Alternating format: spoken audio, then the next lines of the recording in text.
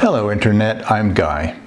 One of the many things I do for a living is handyman work for my lady friends, and recently my friend Roberta purchased a couple of Ikea chests that she asked me if I would like to assemble.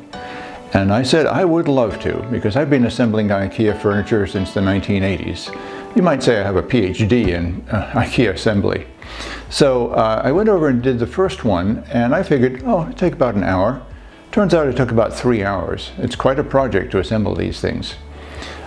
She got a pretty good price on them, so she saved about $150 in each unit.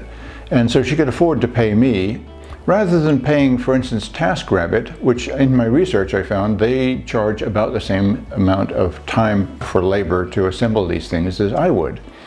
So the first one took 3 hours, and then I thought, well, why don't I document the second one in time-lapse? So that's what this video is all about. And enjoy it. It's a fun process to watch, and you'll see me making mistakes and correcting them as one does.